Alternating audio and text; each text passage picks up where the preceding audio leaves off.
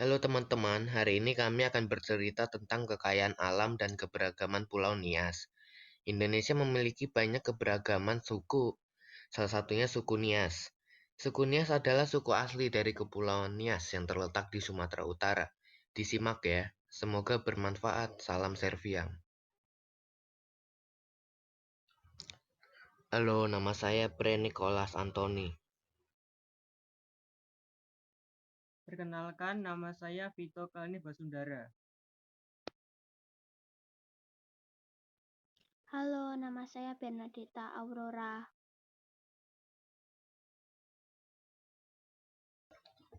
Kekayaan alam di Kepulauan Nias sangat beragam seperti flora dan faunanya.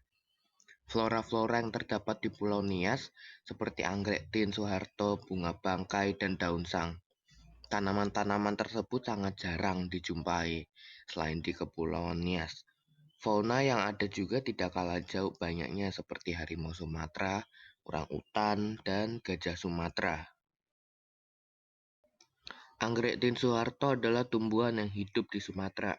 Habitatnya ditemukan di Desa Baniara Tele, Kecamatan Harian, Kabupaten Tapanuli Utara, berbatasan dengan Kabupaten Dairi. Ditemukan oleh Rudi N. Nasution pada tahun 1976. Bunga bangkai ditemukan di Sibolangit pada tahun 1920-an oleh Odoardo Pekari. Tingginya mencapai 150 sampai 210 cm. Daun sang pertama kali ditemukan oleh Profesor Teisman, seorang ahli botani dari Belanda. Menurut IUCN, jenis tumbuhan ini telah masuk dalam Red Data Book sebagai jenis tanaman yang terancam punah. Macam-macam fauna yaitu: pertama, harimau Sumatera memiliki ciri, yaitu ukuran tubuhnya lebih kecil dibandingkan jenis harimau lainnya dengan warna paling gelap di antara semua spesiesnya. Populasi liar harimau Sumatera saat ini hanya tersisa 400-500 ekor dan termasuk dalam klasifikasi satwa kritis yang terancam punah. Kedua, orangutan Sumatera adalah hewan langka. Orangutan Sumatera lebih bersosialisasi dibandingkan dengan orangutan Kalimantan. Orangutan jenis ini lebih menyukai buah-buahan dan juga serangga untuk makanannya. Ketiga, gajah Sumatera ternyata tidak hanya ditangkarkan di Waikambas, Lampung. Gajah endemik Sumatera ini juga dapat ditemukan di Sumatera Utara, tepatnya di Tangkahan Langkat. Macam-macam tarian dari suku Nias. Yang pertama ada tari Panarimoyo. Tari Moyo ini biasanya ditarikan oleh para wanita dengan gerakan hampir mirip dengan gerakan elang yang sedang terbang dan mengepakkan sayapnya. Tarian ini melambangkan kegigihan dan semangat burung elang dan rakyat Nias. Yang kedua ada tari Fataile. Tari Fataile adalah tarian perenang yang terkenal dari Nias Selatan. Pada dasarnya ini adalah berlakunya kembali pertempuran dengan banyak prajurit dengan pakaian tanda kerajaan mengambil bagian. Tarian ini mengikuti naskah tertentu dan mirip dengan pertunjukan di panggung sandiwara. Tarian ini sangat realistis dan prajurit biasanya masuk ke karakter sampai terlihat seperti pertempuran nyata akan terjadi. Yang ketiga ada tari Mongai. Tari Mongael ini adalah tarian di mana penari perempuan menawarkan sekapur sirih dari tak khusus kepada tamu penting. Tarian ini sering dilakukan ketika tamu penting seperti menteri atau pegawai pemerintah mengunjungi Nias. Tari Mongaele adalah nama tarian dari Nias Selatan. Di Nias Utara, tarian ini disebut tari Pamaulago Avo. Cerita daerah dari Kepulauan Nias, Sumatera Utara, Awu Wukah, dan asal muala Danau Toba. Apa itu ya? Simak yuk! Dikisahkan Awu Wukah yang tinggal di sebuah desa bernama Boranadu. Awu Wukah adalah pencetus tradisi Mangai Binu di Kepulauan Nias. Mangai Binu sering pula disebut dengan istilah lokal lainnya seperti Moi Emali, yang berperan sebagai pemburu kepala manusia macam Awuwukah.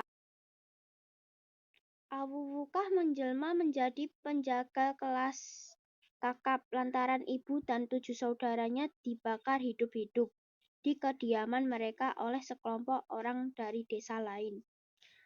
Para pengacau itu juga membakar lumbung padi milik Laimba, orang yang paling dihormati di desa.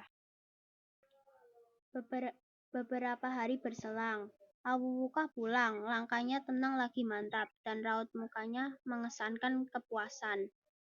Ia memanggul sebuah karung yang ternyata berisi penggalan belasan kepala manusia. Kepala orang yang membakar rumah dan membunuh keluarganya, sekaligus mempermalukan warga desanya. Pemburuan kepala yang dilakukan Awuwukah ternyata berlanjut. Musuh-musuhnya semakin banyak karena ingin membalas dendam. Namun Awuwukah tak terkalahkan hingga menutup mata karena dimakan usia. Asal mula Danau Toba. Pada zaman dahulu di suatu desa Sumatera Utara hiduplah seorang petani bernama Toba yang menyendiri di sebuah lembah yang landai dan subur. Petani itu mengajarkan lahan pertaniannya untuk keperluan hidupnya. Sakwise sementara wektu dheweke ngeculke tali mancing kasebut terus ditarik.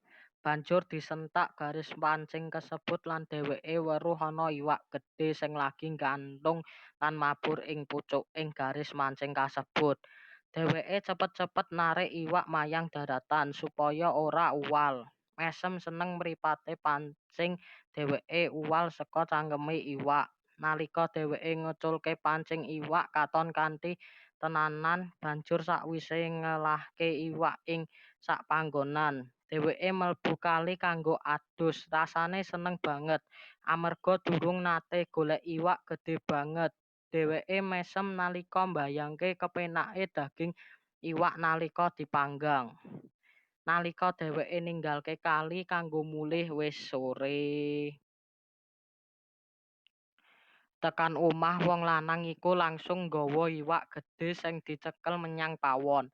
Nalika arep murup kobongan panggang iwak pranyata kayu bakar ing pawone wis entek. Dheweke langsung metu golek kayu bakar ing ngisor omah. Banjur nggawa sawetara potongan kayu bakar banjur munggah meneh ing omah lan langsung menyang pawon. Pesan moral, seharusnya kita dapat belajar dari Toba karena kita tidak boleh ingkar janji kepada orang yang sudah membuat janji itu. Sekian ya cerita kami tentang keberagaman alam dan budaya Kepulauan Nias.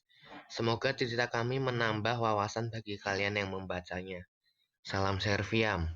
Jangan lupa like dan subscribe dan aktifkan loncengnya, supaya kalian tidak ketinggalan karya-karya kami yang lain. Terima kasih.